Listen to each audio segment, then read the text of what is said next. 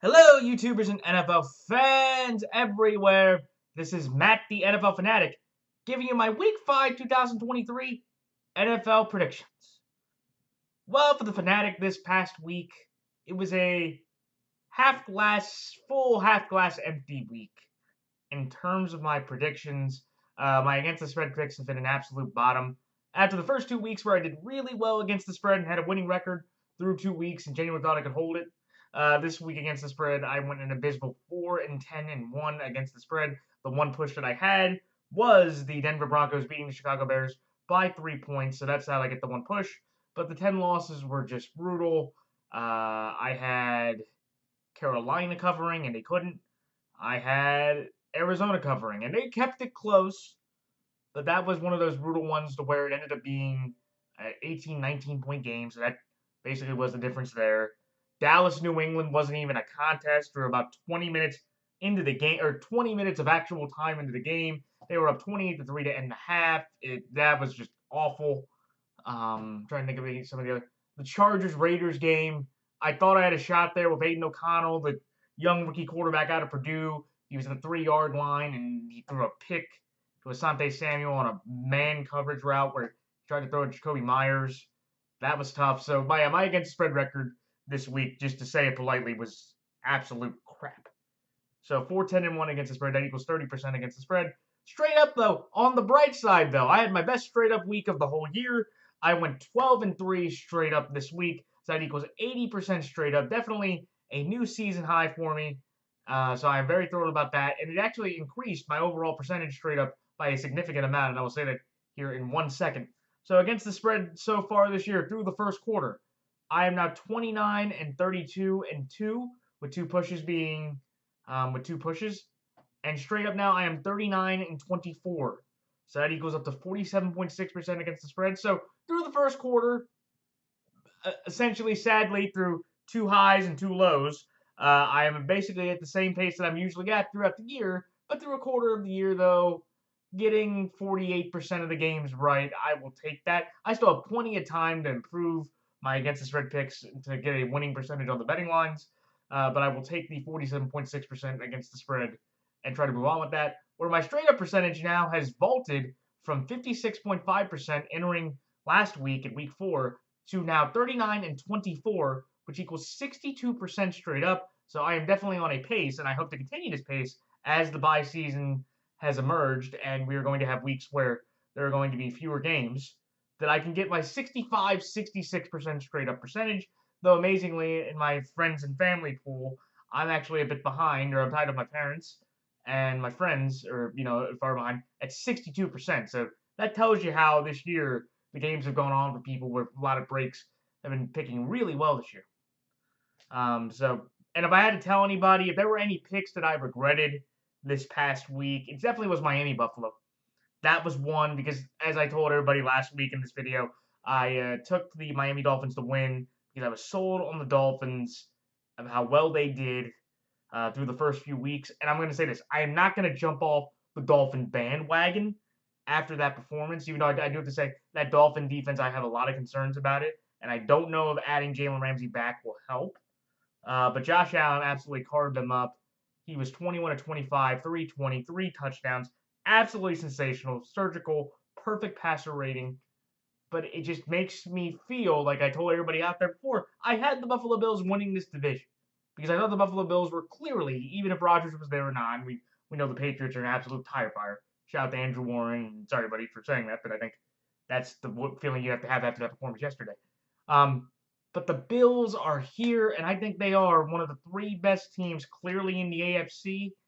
And I objectively feel confident that they're going to be, in contention for that number 1 seed, and they should be able to be a solid playoff team.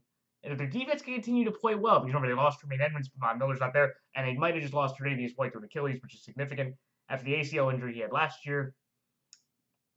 That the Bills are, a genuine, still legitimate playoff, arguably conference championship contending team. I don't know if Super Bowl is because they haven't got there, but I do think the Bills are a legitimate, contending team against anybody. So that was probably the one pick I regretted.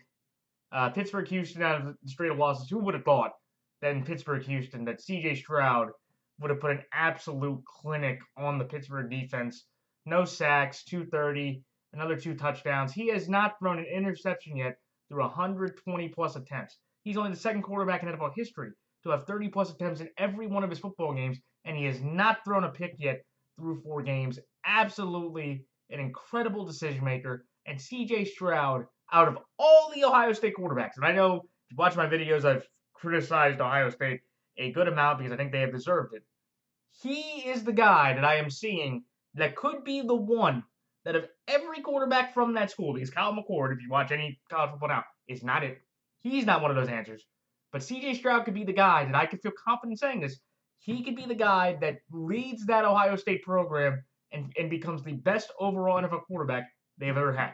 That's how impressed I've been through the past 4 weeks watching C.J. Stroud play.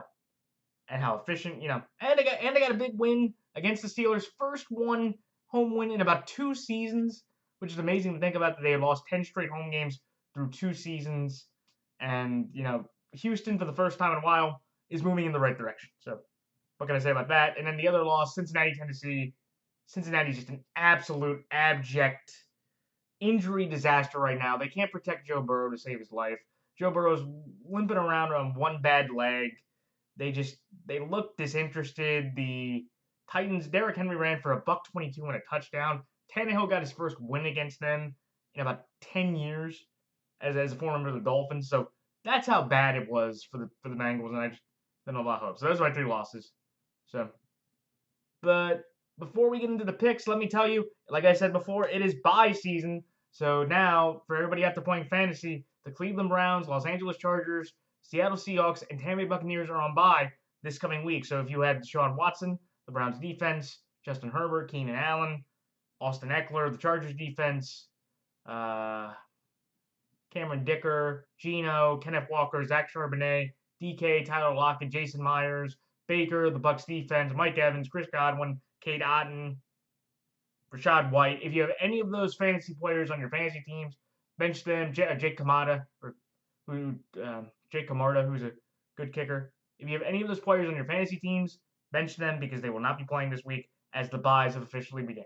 So, all right, it's time for my picks for this week. So, Thursday, when the 0-4 Chicago Bears travel to Washington to take on the 2-2 Washington Commanders, the Washington Commanders are 6.5-point favorites in this game. Give me Washington here minus 6.5 and Washington straight up. Then the next game, when the 2-2 Jacksonville Jaguars travel to Buffalo to take on the 3-1 Buffalo Bills in London. So the Jaguars are making NFL history as the first team, I believe, to have back-to-back games in London for a franchise. Even though to be fair, that's where about 45% of their fan base is in London, since they're the team that's gone over to London the most. So they're making this history right now against the Buffalo Bills in London. The Buffalo Bills are 5.5-point favorites in this game. Give me the Buffalo Bills here to win straight up, but I'm going to take Jacksonville plus 5.5. Then on the next game, when the 2-2 Houston Texans travel to Atlanta to take on the 2-2 Atlanta Falcons, the Atlanta Falcons are 2.5-point favorites in this game. In one of my few upsets outright this week, I'm going to take Houston here plus 2.5 and Houston straight up. Then the next game, when the 0-4 Carolina Panthers travel to Detroit to take on the 3-1 Detroit Lions, the Detroit Lions are 8.5-point favorites in this game. Give me the Detroit Lions here, minus 8.5, and the Detroit Lions straight up. Then the next game, when the 2-2 Tennessee Titans that have battled for the AFC South first place positioning, or it's kind of crazy as well. If anybody had ever told me that the AFC South was going to have a 2-2 split through 4 teams, through the first quarter, I would have never thought that. I would have thought the Jags would have had a 1-2 game lead over everybody in the division. But here we are, 4 weeks in, Texans, Colts, Titans, and Jags, the most competitive division in the NFL, all are 500.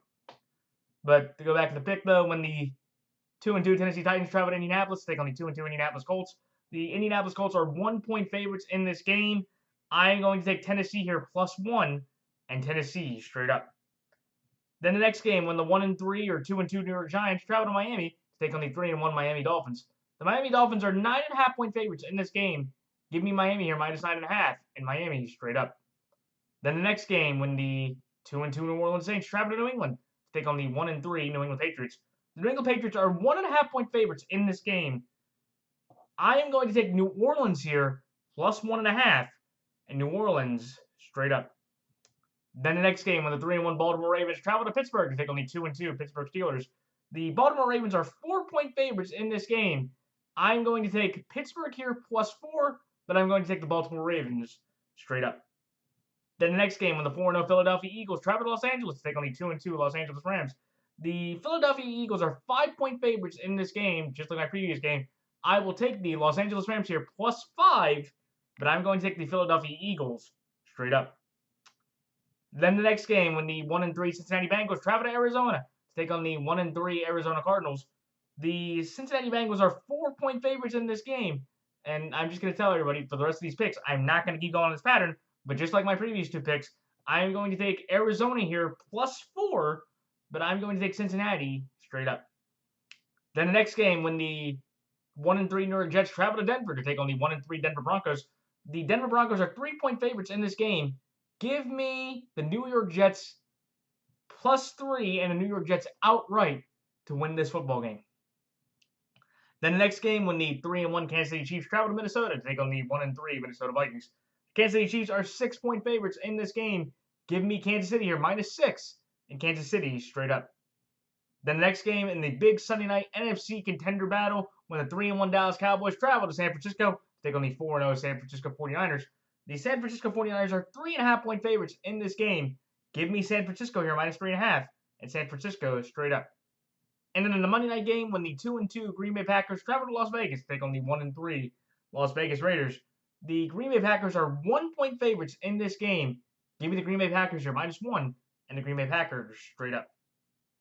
All right, it's time for my quick thoughts on each game. The Washington Commanders over the Chicago Bears. I just want to say this. I will have to give Justin Fields his credit. He played the best game of his professional career. He threw for 300 yards, 4 touchdowns, and looked like a genuine NFL quarterback for the first time in however many starts. And I thought he threw a lot of great passes to DJ Moore, who had his third highest receiving yards total of his career at 131 yards, and they moved the ball effectively. But with all that positive being said, and like I said, I'm going to take CJ Stroud out of this conversation. Justin Fields, at the end of the day, showed the Ohio State pride by objectively fumbling a ball, which Jonathan Cooper picked up for the game-tying score, and then throwing a horrible interception to Kareem Jackson to where he and Cole Kmet could not communicate well together. So, again, Ohio State, tried and true. And I do think Fields deserves some criticism for that, but also the Bears defense with Matt Eberflus, they tied their largest blown lead in franchise history at 21 points, and they are the first team in NFL history to allow 25-plus points in this 14-game losing streak. In this 14-game losing streak, they've allowed 25-plus points. That has never been done in NFL history through this amount of games. The last time they won a game was October 24th, so they are reaching 1 calendar year without beating a football team. And they actually genuinely had a chance to win this game. And then you look at the Commanders yesterday. I thought that the Commanders defense did a really nice job against the Eagles offensive line. They got a good amount of pressure on Jalen Hurts. He looked rattled at times. They only held DeAndre Swift to 50 yards through the whole game, which I thought was really impressive. And I thought Sam Howell, for the most part, through the way they played, Curtis Samuel with a nice jet sweep touchdown. Jahan Dotson caught the game-tying touchdown. And I argued I might have gone for 2 to just go for the win. And at that point, if you couldn't get it, that's fine. You move forward. But I thought that was a really blown opportunity, and I did not like hearing what Ron Rivera said about the blown coverage or about his players being gassed. It was just going to take about 5 to 6 more seconds. Go out there, try to get the win and go out of there. And Riverboat Ron definitely lost all his riverboatiness by making that call. But in this game, the reason why I'm taking the Commanders is that this Bears defense is one of the worst, or the second worst defense total in the whole league. They can't really, and the Commanders, from what I've seen offensively, the Commanders are putting up, 30-plus points in 2 of their last 4 games this year. The offense looks incredibly improved. They're able to run the ball effectively with Brian Robinson and Gibson. I think they're both going to have a very good game. I think Sam Howell's going to be able to make some athletic plays with his legs. He made some yesterday against the Eagles. And I just don't think, if I'm the Bears, I build on this. But I'm just telling everybody now, the main reason why Justin Fields was successful yesterday was not because of his skill. I would say that was about 35% was his skill. The 65% of it was the Denver defense being the worst in the league and being historically one of the worst defenses I have ever seen. So when they actually have to play a genuine defense in the Washington Commanders, who have been up and down, and you could argue, they've had their highs and lows, and Buffalo maybe is an aberration, and the Denver thing, true, that's a bit tough too. But when you actually have to play a genuine defense, like he played in week 1, he played in week 1, week 2, and week 3, Justin Fields turned back into a pumpkin. And I just don't think against this Commander defense, with that banged up offensive line and how banged up the Bears secondary is, I do not think he will play nearly as well. And we're all going to see that Justin Fields will likely be not the Bears quarterback next year, and Matt Eberflus will be fired. And an 0-17 season for Ryan Poles and that staff has to be broached if they lose this Thursday. Because I do not think, if you watch the Bears, with what they have left to play, I do not think they can pull out a victory. So, that's why I like Washington minus 6.5 and Washington straight up. The next game, the Buffalo Bills over the Jacksonville Jaguars. Like I said before, Josh Allen was essentially perfect yesterday against the Miami Dolphins. That was his 10th career 4-touchdown game. The Bills' defense was sensational, holding the Dolphins to a season-low 20 points, 2 ahead. The Dolphins had 2 massive turnovers. That was basically the difference in the game. Josh Allen's thrown a touchdown pass in 12 straight games against the Dolphins. That's the most consecutive games a division rival's thrown against their opponent in NFL history. So kudos to the Bills there. And when you look at this Bills-Jaguars game, look, the Jags won decisively in London. But they were playing the Atlanta offense, which doesn't even really look competent. Or it's basically where if Atlanta can't run the ball, they won't be able to win. Or they won't really even be able to score that often either. And look, I'll give Calvin Ridley some credit. He did have that nice 30-yard touchdown off of blown coverage or off a missed sack opportunity from one of the Atlanta defenders. And I think Jacksonville, for the most part, can be competitive because, again, this Bills team, I think they've been to London over the last couple years. But, it's one of those things where the Jags, they know this environment. They know the pressure of this.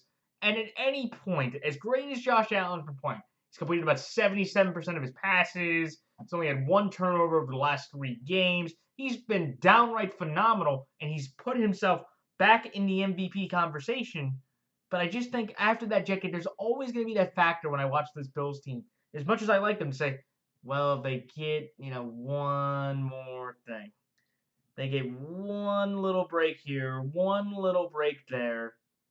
They could, lose the game, or the Jags with Trevor Lawrence, with how as effective as he's been.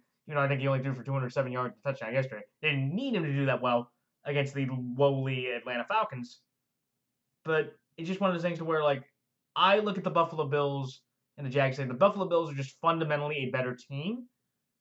And I think they will be able to exert their confidence and will much more in an offensive way than the Falcons were able to.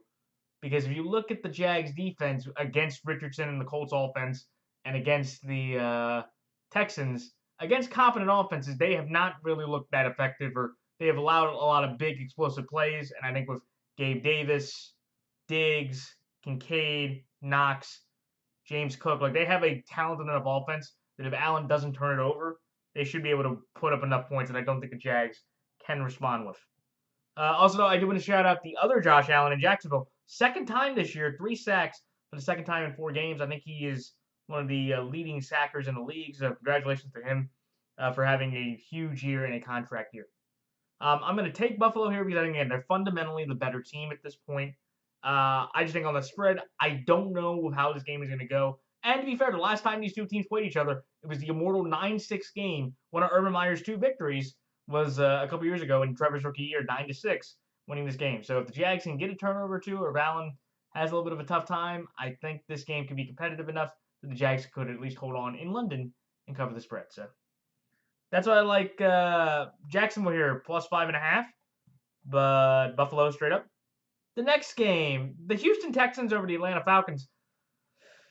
This is a game to where the Houston Texans have really done a incredible job over the last couple weeks of selling me of how good this team can be. And I objectively love what Houston's doing over the last couple weeks. I mentioned about Stroud. CJ Stroud stats for the year. 62.3% completion percentage, 1,212 yards, 6 touchdowns, no picks. He has played sensational football, and he would be easily, in my opinion, the offensive rookie of the year with how effective he has been. Nico Collins at a career high in receiving yards, $160. And I think here's the other impressive thing about what Houston's done is that most of their offensive line, Quisenberry, Tunsil, Howard, they've been out with either IR injuries or just injuries throughout the year. So he's playing behind a putrid offensive line. And they did not get a sack on CJ Stroud the whole game. He was making just excellent decisions, timely throws, and it really impressed me. Where like you're looking at CJ Stroud and going, this is a guy that objectively, if he can continue on it, because you could argue the best quarterback in the Texans franchise history was either Matt Schaub or Deshaun. Okay, and I don't know if it'll be Deshaun, through Houston, but he can easily, to me, be the second best quarterback from what I've seen in Houston's franchise history, just through the first 4 games. And when you look at this Texans-Falcons game, it's just something where the Falcons over the last 2 weeks have scored 1 touchdown in their last 2 games. Desmond Ridder going into the London game had 1 career interception. He threw 2 on horrible opportunities. Drake London seems mad that Desmond Ridder can't throw him the football. Either just he doesn't get it to him, or he just cannot throw it to him to catch the ball. Kyle Pitts is absent. Cordero Patterson is a running back that they made active yesterday, and he didn't even do anything. And it's just one of those things to where, like, I felt bad for the Atlanta defense because the Atlanta defense has played well over the year. But just when you watch this offense, it's very Pittsburgh-ish. Except I think Atlanta has a better running back, and that's why they've been able to move the ball a little bit better. But it's very Pittsburgh-ish to where, like, you watch the Falcons offense the last 2 weeks ago, they cannot move the ball through the air unless Bijan, they cannot move it effectively through the air. And they have some talented receiver that just can't do it. Or they're just not making plays, and Desmond's not making throws. So, when it comes to this game, and a big streak's on the line here, because it's fun. Desmond Ridder has this unique distinction in the NFL so far. He's never won a road game, but he's never lost a home game. So I think that streak comes to an end because I just really like what I've seen out of the Texans. Because you can just watch these 2 QBs, and they both had about, Ritter's now had about, 4, he's had about 8 starts, Stroud's had about half, and about half the starts, you can see that CJ Stroud is 5 to 6 times better than Desmond Ridder. Seriously. That's why I genuinely believe that. CJ Stroud through 4 starts, the one you've seen is 5 to 6 times better than Desmond Ridder. And I just think with the Falcons, it's just hard because it's almost like it's almost like an Eberflus situation, but opposite. To where like here's a guy on offense that's showing you he can't spark this offense except for his great running back duo of Algier and Robinson. So could Atlanta play well? Sure, it's a rookie, and Atlanta defense if they get enough pressure could make it tough. But if you're telling me, in a game where both defenses are not playing well, or what do I trust more? The Texans scoring on the Falcons more than the Falcons scoring on the Texans? I will take the Houston Texans in that matchup every day and twice on Sunday, and I'd probably even take the Miko Ryans at this point over Arthur Smith in the coaching department as well. So, but that's why I like Houston here plus 2.5 and Houston straight up. The next game, the Detroit Lions over the Carolina Panthers. I want to give the one, I forget the Panther defender, but he had a 99-yard pick 6, which is the longest interception return in Panthers history, and it was the ultimate Kirk Cousins play because that's what Kirk Cousins does when you need him to do at least, is essentially throw the game. Even though for Bryce Young, he gave the game right back by a Wonham, I forget his first, but I know his last name is Wonham sack fumble, which gave the lead back, and then they scored another touchdown with Justin Jefferson. It's also the first 0-4 start for the Carolina Panthers since 2010. And it's something where, look, I think Bryce Young, through at least this rookie year, has to be at the 3rd spot of the quarterback because I just don't think he hasn't been that effective. And I think there's something to where when you watch this Panthers offense, they can't move the ball to save their life. I know the offensive line's banged up with injuries. I know the receiving weapons can't really get any separation. I get all that, but it's just something to where, like, I think out of the 3 quarterbacks that came out in the first round, you can see some optimism in Richardson. You see a lot of optimism in Stroud. And Bryce Young, you're just kind of looking at it and going like, man, can he play? Can he be effective with this offense? With an offensive coach, by the way. And just real quick for everybody, again, any Frank Reich defenders out there, the guy's a bum. Frank Reich's a bum. He keeps losing games. Everybody thought that the former quarterback, the first quarterback that ever started for the Carolina Panthers, was gonna get this team, turned around. And last time I saw with his offensive coaching staff, this man has every game that Bryce Young has started for the Panthers offensively, they've produced 1 or fewer offensive touchdowns. So, Frank Reich, the great Panther quarterback, the first Panther quarterback, got a 4-year contract from Carolina. How's that bum looking out there with all that offensive talent and staff that they had, huh? Just saying, and they're going to get rolled by Detroit too. Because here's the thing, the Panthers defense, they held the Vikings to 21. They held the Saints to 20. Like, they've had opportunities here. And they just can't get the job done offensively. And here come the Lions, who are, coming off the biggest win in their franchise history in about 30 years by beating the Packers to take a firm and solid lead of the NFC North. And actually, fun fact, by the way, if the Lions win the division, this will be the first time that they've won the NFC North, because last time the Lions won the division, you have to go back to 1991 when the NFC North was called the NFC Central. But I digress. I want to give David Montgomery a huge shout out. 3 rushing touchdowns on Thursday night against the Packers. It was career high in rushing TDs for him, and they held the Packers. Their run defense was sensational because either the Packers' offensive line was incredibly beat down, and they just could not commit to the run. They held the Packers to only 28 rushing yards the entire game, and it's for the first time since 2018, 6 years that the Lions have won 4 straight games against the Packers.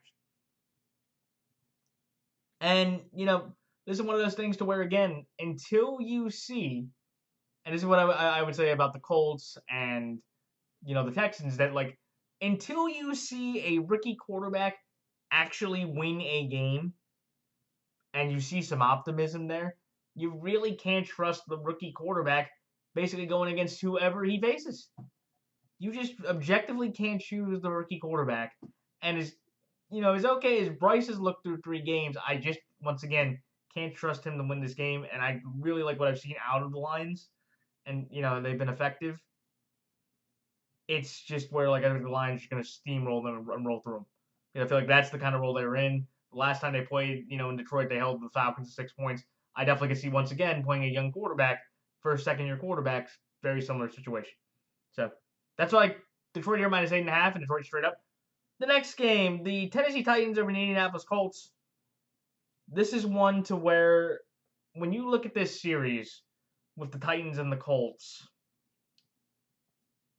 this is something to where, look, Mike Vrabel as an underdog when you pick against him on the spread, it's amazing. He is now, he has an above winning record outright against the spread, 24-23 in 47 career games against the spread, as an underdog.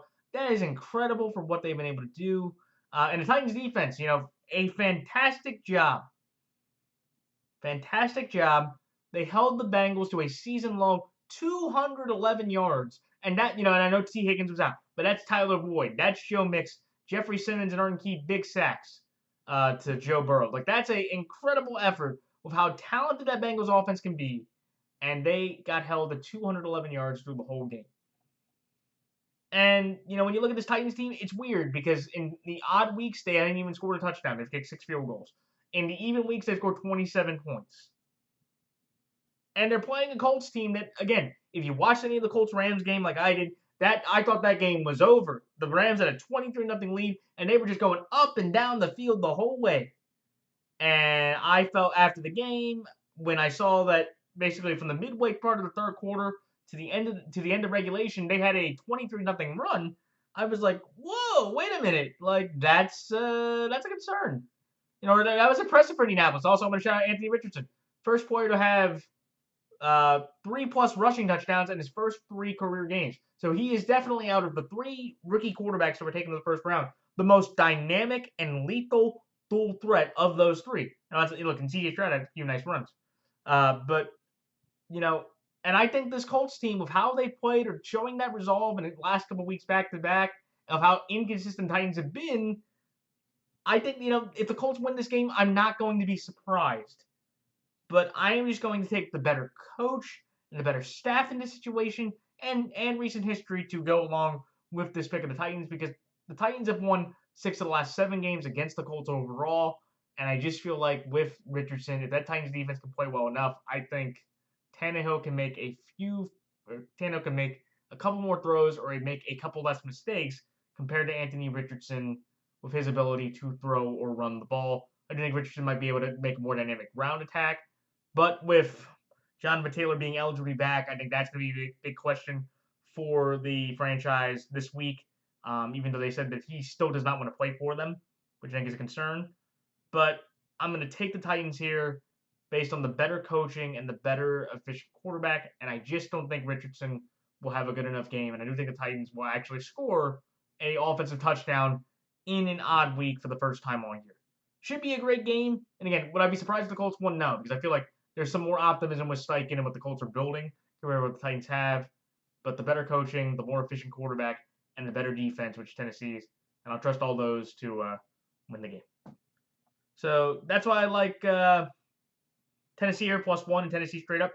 The next game, the Miami Dolphins over the New York Giants. This is one to where, look, the Miami Dolphins have shown you they're a contending team, but if I had to compare them to a team, I'm going to throw a college reference out here. Miami has shown you through the first quarter they are USC football. And everybody that watched USC over the years so far, very good offense, Heisman Trophy winner, Tua MVP favorite, dynamic offensive weapons across the board, running back, receivers, all that just like USC, but their defense can't stop a lick. They have the number 1 offense in the league, but they have a bottom 10 defensive points and yards. So once you play a competent offense against this Miami team, or just, you saw the Chargers, they put up 34. Saw the Bills, they put up 48. The Patriots, they were able to hold them enough. They put up only 24. So it's like this Dolphins team, it's very much USC football, to where they have such a dynamic offensive presence, but their defense against quality offenses is going to get their rear ends kicked, or they're going to be in shootouts most of the time. Fortunately for them, though, and I do want to shout out Devon Achane, or Devon, and I know he said it on the internet, how to properly say it. He has 309 yards and 309 rushing yards and 4 rushing touchdowns. He's becoming the primary back at this point.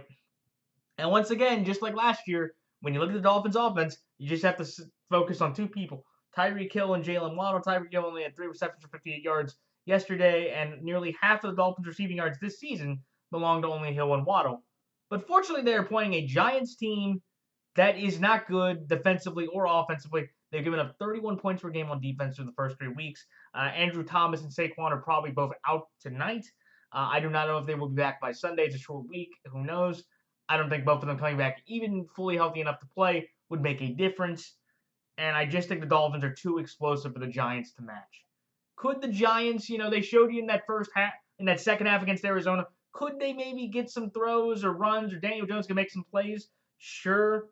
But at the end of the day, if it gets into an offensive shootout going against that porous Giants defense who's already given up 31 points per game, I think the Dolphins win that shootout, and I think the Dolphins get 1 or 2 turnovers, or they get 1 or 2 stops that basically change the game that Buffalo did yesterday, and I think the Dolphins comfortably cover in a home game against a woefully and sadly offensively inept Giants team. So that's why I like Miami around -9.5 and Miami straight up. The next game, the New Orleans Saints over the New England Patriots. The New Orleans Saints are very much the opposite of the Miami Dolphins. They have a very good defense, which basically kept them in most of the games they played, yesterday withstanding. But they cannot generate an offense for a lick.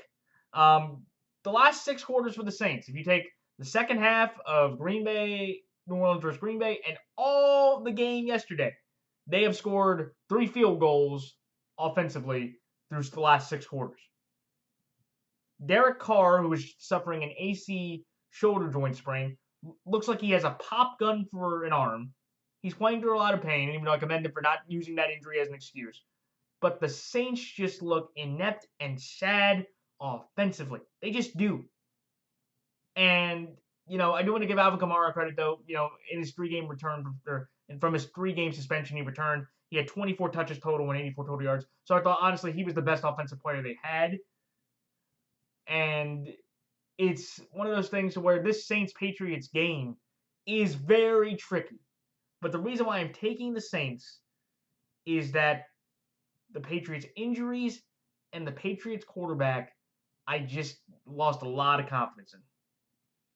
And because that was the worst loss, the 38-3 game was the worst loss in the Bill Belichick era for the New England Patriots, or for his Patriot career through Cleveland. All that through 30 years, he's never lost a game that big. I think the only other loss that was second now is the Week 1 2003 game when they lost 31-0 to Drew Bledsoe and the Buffalo Bills.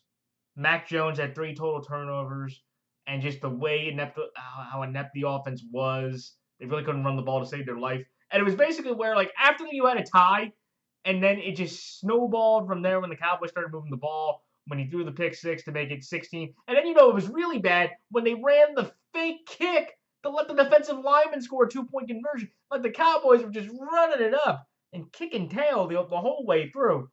But, the reason why I'm going with the Saints, though, is that the Pats have not proven they can be effective against quality opponents.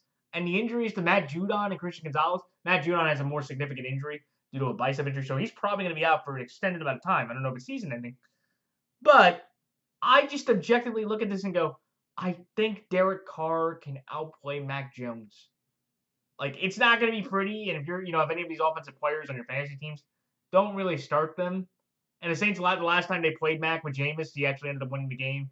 And that was the week before he tore his ACL game. So, but it's at the end of the day, in this game, if you look at both defenses and you respect both of them, what offense do I trust more to make a few more plays and have confidence? It's Derek Carr and the Saints. Could the Patriots win? Sure, it's a home field advantage. And the Pats and Saints have kind of had weird games through in Gillette throughout the years. But 20 or fewer points in all 4 games. I think the Saints, can put up 17, maybe 21 and win it, because I just don't think with that Saints defense, well, effective as it is, I think they can win this game effectively if Derek Carr can make some throws.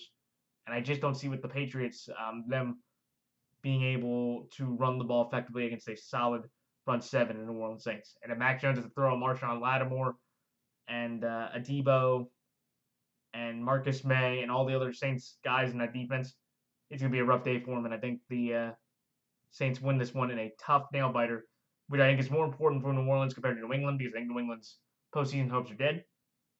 But I will take the Saints here just because of the better quarterback play and the defensive injuries to the Patriots just being too much for the Patriots to overcome. And I think the Saints barely squeak out a victory against the Pats in a low-scoring grind-out game. So that's why New Orleans here plus 1.5, New Orleans straight up. The next game, the Baltimore Ravens over the Pittsburgh Steelers. This is a game to where when you look at the Ravens, Lamar Jackson has 4 total touchdowns. And for the Ravens drives this season, they have been 80% effective in the red zone and getting touchdowns. Last year, throughout the whole year, they were at 54%. So they have incredibly effectively done a much better job running and making great red zone decisions. We did catch a significant break, I will say that, as a Ravens fan, because Deshaun Watson had a right shoulder injury, which knocked him out of the game right before the start. So we got to play 5th-round rookie quarterback Dorian Thompson-Robinson, who looked like a rookie. We had 3 massive turnovers on him.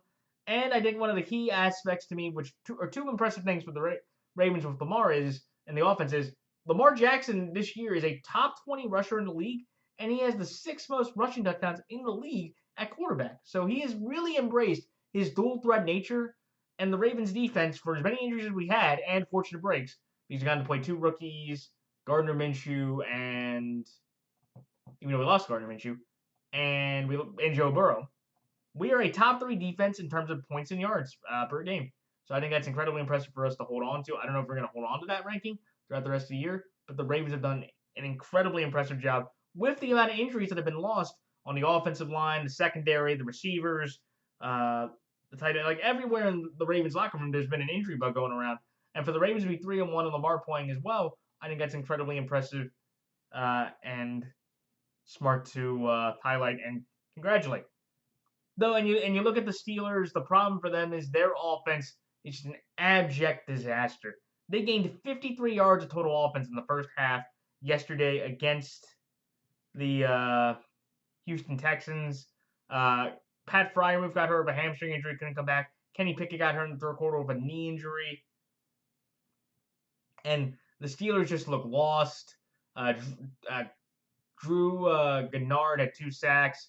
They had 2 big interceptions. Mike Tomlin had a rare rookie loss. I forget what stat it was, but Mike Tomlin doesn't lose to rookie quarterbacks that often. And the Texans just looked completely dominant and overwhelmingly impressive for the Pittsburgh Steelers to handle.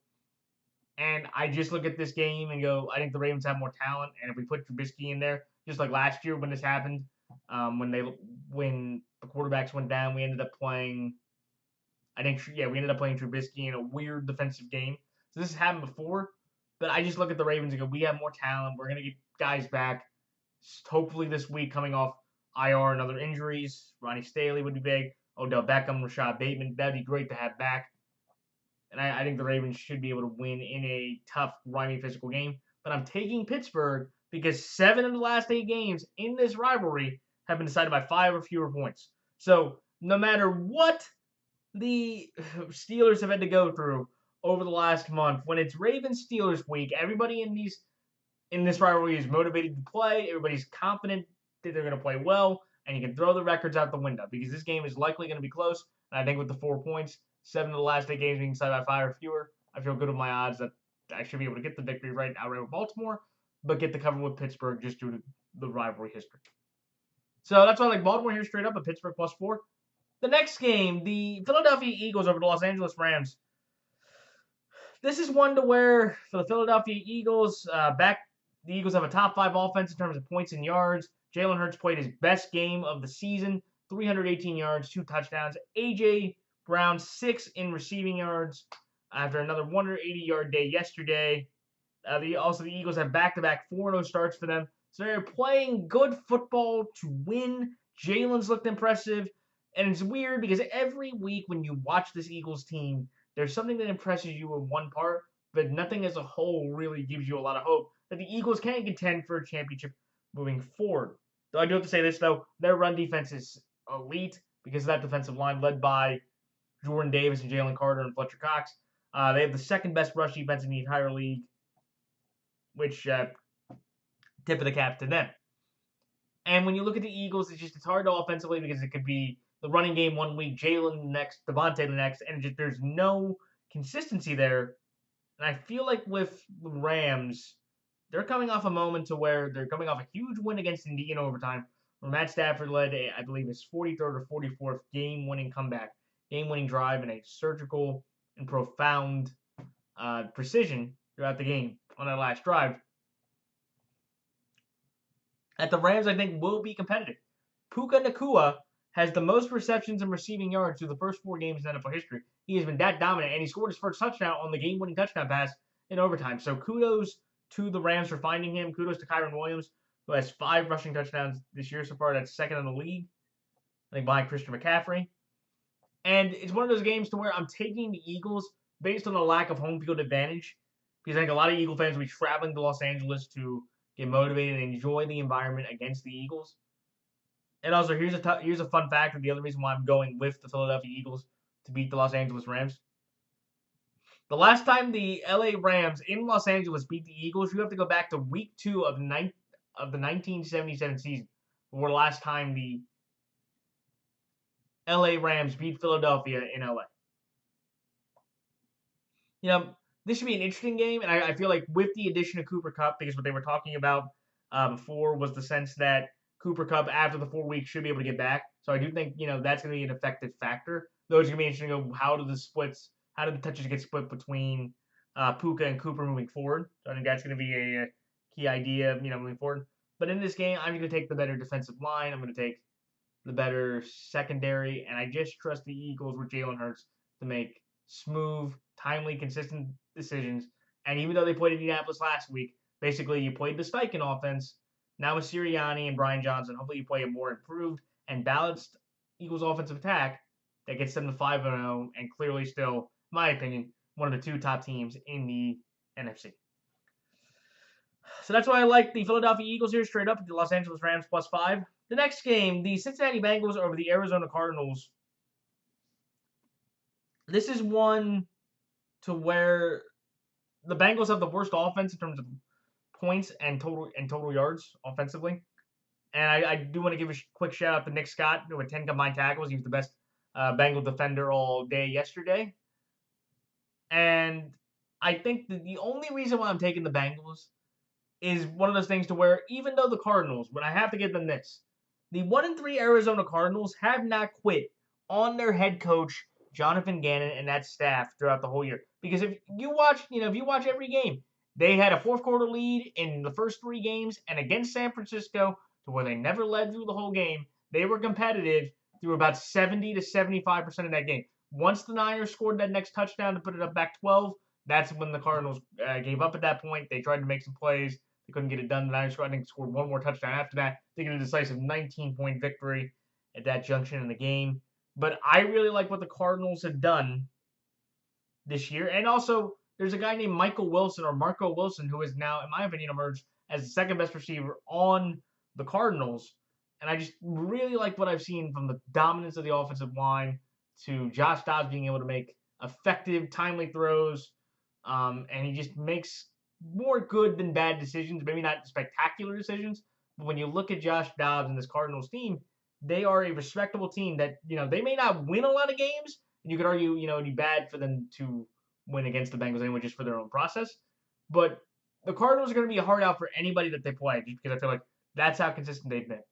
But at the end of the day, with as much impressive enthusiasm I had, I just don't think it's the Bengals. And there's any hope because they play the Seahawks the very next week. I think they lose that one, which would drop them to 1-5. I think the season's over. And I think the Bengals just really seriously need to consider trading some of the key assets like T. Higgins, their expiring contracts because they're not moving, to a better opportunity. But I'm going to take Cincinnati here because just like with the Giants, same thing, even though it's a much smaller spread, and we now know, the Bengals and Cardinals are somewhat different, I just can't take Josh Dobbs to beat Joe Burrow in a football game. We'll see, but yeah, in that decision, I'm taking the Bengals over the Cardinals just because I feel like Joe Burrow and them should be able to have a decent game against an NFC West team. They did week 2, and I feel like they will probably copy that type of formula once again going into this week. So that's why I like Cincinnati here straight up at Arizona +4. The next game, the New York Jets over the Denver Broncos. This is one to where, look, the New York Jets, good team, good defensive team. They outplayed the Chiefs throughout basically throughout the 3 quarters. After the first quarter, they were down 17. It was the first 2 touchdown game for Zach Wilson in his career. And also, Zach Wilson threw to 10 different receivers. Through his career, he has 4 games where he couldn't even have 10 completions. So you definitely saw a good amount of growth from Zach Wilson and this Jets offense, especially after, they were able to score on that safety from the Jawan Taylor hold. Though I do want to say that for the running back situation, Breece Hall, 9 touches. This guy had a massive 40-yard run, just like in week 1, and they just still do not want to give him the ball. And Dalvin Cook for the first time, and I hate to say it, he looks pretty washed in my opinion, and just looks like he's just gonna kind of ride the rest of the season with the Jets, however good or bad that may be. But I'm taking the New York Jets here because the Denver Bronco defense, like I said before, was horrible. Russell Wilson, he threw 3 more touchdowns. He's had 9 touchdowns this year to only 2 interceptions. He has played sensationally. I think that, this Denver thing might not work out after this year, but I genuinely in my heart believe that Russell Wilson still can be a starting and good starting quarterback in the NFL. You can just look at his numbers. It took him 13 games last year to get 9 touchdowns total last year. So you definitely can see how the Broncos can gain some confidence in their offense, or their offense has done a very effective job. Unfortunately, with the Bears defense, as bad as that is, I think with the Denver defense, as bad as it is, they're playing a Jets defense that Russell Wilson, he's played against the Jets before. He's played against Saleh before, and he knows Saleh from their time in Seattle. I just think that, Zach Wilson, if he can torch the Chiefs defense, who I thought was pretty good, he definitely can torch the Broncos defense. And in a shootout with Zach and the Jets offense or Russ and the Denver offense, I'll take Zach Wilson, the Jets offense, due to having a much better defense than the Denver Broncos. And I think the Jets hold on to get a nice quality win in that moment. So that's like the New York Jets here +3, the New York Jets straight up. The next game, the Kansas City Chiefs over the Minnesota Vikings. I'm going to give Isaiah Pacheco a lot of credit. He had a career high in rushing yards and scrimmage yards. He had about 153 scrimmage yards, which was impressive. Chris Jones had a big sack. There was a botched snap, which basically changed the game. After taking a 17-0 lead early in the first quarter, once that happened, or through the first half, they only gained 196 yards the rest of the game. And when you look at the Chiefs, it's one of those things to where the Minnesota Vikings, they got a nice victory. But at the end of the day, they're going to be playing a much better team. And every time the Vikings play a competitive team in their home building that was just clearly better than them, they should be able to win this game easily. And I have more faith in them compared to the Jets because I just don't think we know what Kirk Cousins is. Kirk Cousins isn't going to be a bad quarterback. We know what Kirk Cousins is as a professional, so the expectation could probably match there pretty clearly. Could the Vikings win? Maybe, because I think their offensive talent can definitely make the Chiefs struggle or make them go into a shootout, which I didn't want to do. But I think with the Minnesota Vikings, I just think they are clearly an inferior team. And if they lose this game, they seriously need to consider if they want to trade Kirk Cousins and blow it up and start over instead of going back for another year with Kirk on a much higher number. So, but that's why I like the Kansas City Chiefs here -6 and the Kansas City Chiefs straight up. Then the final two games, the San Francisco 49ers over the Dallas Cowboys. This is one to where the San Francisco 49ers have been the best team in football. They have 7 straight games of 30-plus points, ties the franchise record. Brock Purdy has the highest completion percentage in one game in Niners history, 20-21, 285 and a touchdown. He also had a rushing touchdown. It's the longest active win streak in Niners history at 40 points. 7 straight games of 30-plus points, like I said. That's the longest streak for that. Christian McCaffrey leads the league in scrimmage yards, and he has 7 total rushing and receiving touchdowns. And when you look at the 49ers, I just think they have been fundamentally and clearly the better team compared to Dallas. Dallas has 3 outstanding A's. Wire-to-wire wins, dominating defense, solid run game. Dak's been efficient and consistent. That's all they need from the man, and they've won. And again, they've won those 3 games by an average of 27-3. So they're winning these games by over 3+ scores. Unfortunately for the Cowboys, though, they played Daniel Jones, Zach Wilson, and Mac Jones. So a overpaid quarterback and 2 borderline, or 1 bust and another busting player in Mac Jones, and they've just looked absolutely dominant. But when they played the Cardinals, they gave up over 200 rushing yards. So definitely this is where this Cowboy thing is very interesting to see where, Cowboy fans are going to feel. But also I just feel like they saw this game before with the Trayvon Diggs injury, because you basically can take that out. I feel like for the 49ers, they have been in this situation before with Brock Purdy against a good Cowboys defense, and he outplayed Dak Prescott by not turning it over. And the kicking, was an advantage, and I just believe it's a very similar situation. I feel like the Niners are the better team. They have the better talent. They're ran better by the Niners coaching staff. And I will say this now. This might be my hot take. Brock Purdy will outplay Dak Prescott once again. Rain Dakota Prescott will be outplayed by Mr. Irrelevant for the second straight time. And I think finally America will have to realize that not only is Brock Purdy a good quarterback, but he is in the MVP conversation. I will say that once again. If Brock Purdy wins this game and gets to 5-0 and doesn't have a turnover and plays another effective game, because he's leading the league in ESPN's QBR stat at 83, Brock Purdy is an MVP candidate with this victory, and I think finally people will start putting the genuine respect on his name that he deserves. And it's not just a Kyle Shanahan thing. It's a Brock Purdy. If with that win over to Dallas, I am not joking, everybody, that percentage goes from 65 Kyle, 65-70 to 55-60 Kyle, and 45% Brock Purdy. Because I think that Brock Purdy is that good. And I think Brock Purdy will, continue to shock people with how many wins he keeps playing against quality defense. And if nobody believes him against after the Cowboys, they play the Browns in 2 weeks. That's their own defensive football. If he beats that defense and plays well, then we have a reasoning, ladies and gentlemen. Let's move forward with that. So, but yeah, in this game, could Dallas win? Sure. They have the best defense they played, the best receiving talent, and the Niners defense doesn't have some of the same talent. But I just know these two teams, and if it comes down to a coaching battle, I'll take Kyle Shanahan at home over Mike McCarthy any day of the week and twice on Sunday. So that's what I like San Francisco here, -3.5, and San Francisco straight up. And the last game, the Green Bay Packers over the Las Vegas Raiders. This is a game to where Green Bay's defense should be able to hold on. Hunter Renfrow, arguably the second best receiver on the Raiders, has only 52 yards through 4 games. Raiders quarterbacks have thrown the most interceptions in the league. The Packers, when they've gotten opportunities, have gotten a good amount of turnovers on teams to help win games. And their offensive line just gave up 6 sacks to Khalil Mack, which is the second most for an NFL player. Only Derek Thomas had more at 7.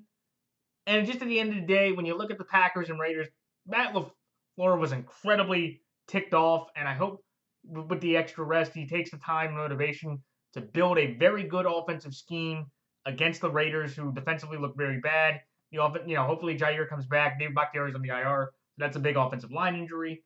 And I just trust that the Packers with Jordan Love, if it's O'Connell or Garoppolo, either way, I think Garoppolo probably would clear out of the protocol this week. I think the Packers defense and the ineptitude of McDaniel's coaching should be able to do enough to cost the Raiders another close, tough game against a young quarterback that doesn't have a lot of experience.